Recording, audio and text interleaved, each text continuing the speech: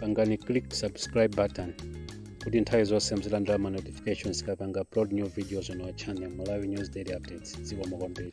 Morning of the new year, first of its kind. Happy New Year to all. Malawi choyamba kunena choyamba January 5 ndichakuti tonse tiyeni tikhale ndi mtima umodzi wokonda dziko lathu. Tonse tikhale ndi mtima umodzi woona kuti dziko lathu likhale ndi chitukuko. One, chakudya chikhale chosika mtengo mmene Professor Thapita Mutharika akufunira Amalawi kuyambira lero pa 5 January zapita msogolo mose muona chakudya andi njala ichepa muona chakudya chimanga kusika mtengo zina ndi zina muona kuti sizikweranso mtengo ayi. Chifukwa chani ndikunena izi? Chifukwa chakuti usogoleri wa Peter Mutharika si usogoleri wokuti unangobwera chifukwa chakuti Mutharika wanted to be a president of this country. No. Usogoleri unabwera chifukwa cha Yehova amene anaona mmene akuvutikira Malawi ndikuwapasa mpumulo. Mpumulo umenewu anaona pa mitima yonse ya asogoleri amene anali pa nthawi imeneyo ndanaona kuti uyu akhoza kupanga zinthu zimene ine Yehova kufuna kuti Malawi asangalale. Ndeno chopemphani ndi chakuti chonde musakuyise Yehova kumanena kuti a president anawina chifukwa cha uyu, a president anawina uku chifukwa cha uyu.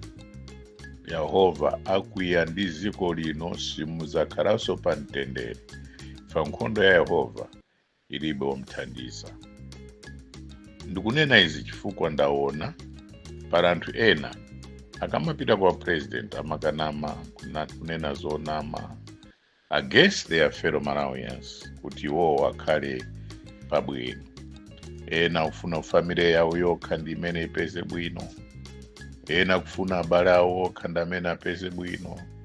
Ena ufuna mtundu wawo okha ndi umene upeze bwino. Ena ufuna zawo ndi amene apeze bwino. Zovuta nkhondo ya Yehova tusifuna umbombo, siufuna maboza, siufuna miseche, sikufuna kuzondana chizondi, sikufuna choipa chilichonse against your fellow human being. Love thy neighbor the way you love yourself. That is a commandment. Yeah, amongst commandments, amongst the commandments that Jehovah had given the people.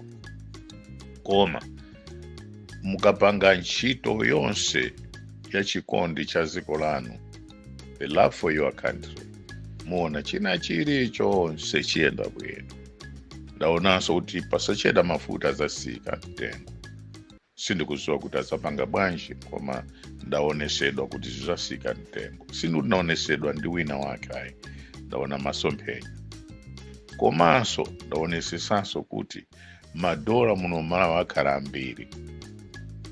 Zintchito anthu azilembana chifukwa chakuti uyu is qualified. Koma pali munthu mmodzi, kampani imodzi imene izalemba munthu wina kusiya munthu mmodzi amene Yehova watuma. Kumene koko pamene pazakhala pachiyambi cho kusika kwa dziko lino kundima. Ndikunena zinthu kutanthauza chani. That will be the starting of problems for this country. Because Yehova akufuna chite test each and every Malawian, not that leadership, each and every Malawian, if indeed you are living according to his wishes and glory.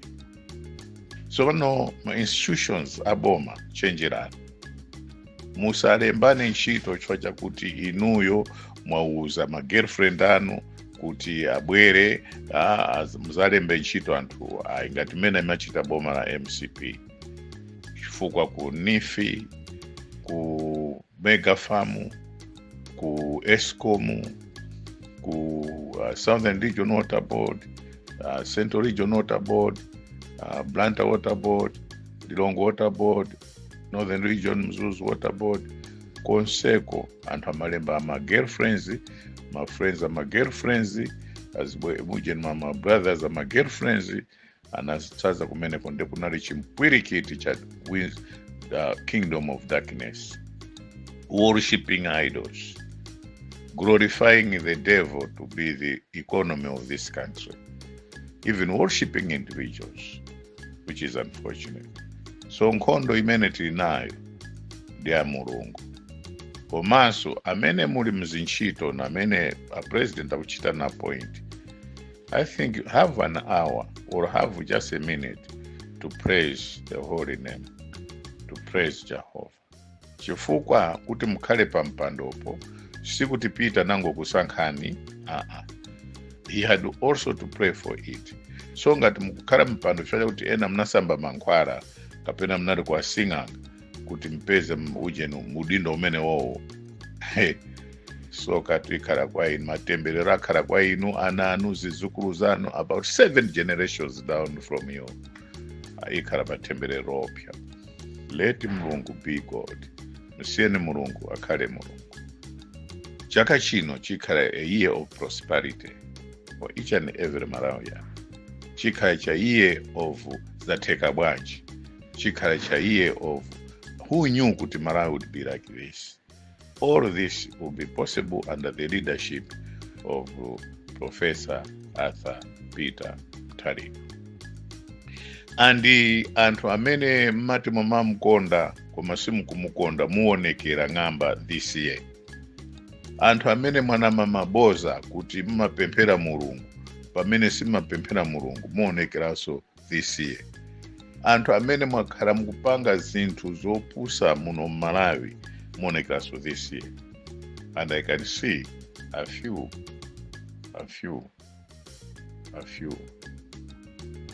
Sikuti ndunena kuti uyu ayi. It can happen to anybody.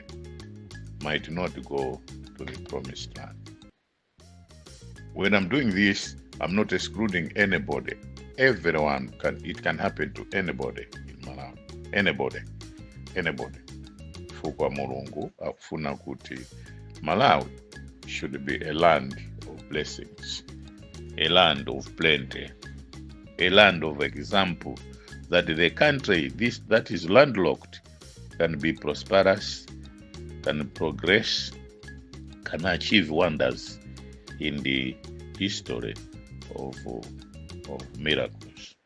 Ndeno ini the message imene mafuna ndikuwuzeni kuti amene mkudandaula DPP msadandaule mamembers chonde. Mtunda ndo wautali. Tukuziwa kuti mavuta ndalama ndambiri. Ineso mendo nena pala. Dakhala ndaona zinthu zambiri. Dakhala ndaona zinthu zimene zina siningati kunena ayi. Koma ndimati Kristu paja kuti wandisunga ndi moyo. Mawu amene wawa tisiyane pompo kwa lero. Good morning. Pangani click subscribe button kuti nthawi zonse mzilandira ma notifications kapanga upload new videos on our channel Malawi News Daily Updates. Zikomo kwambiri.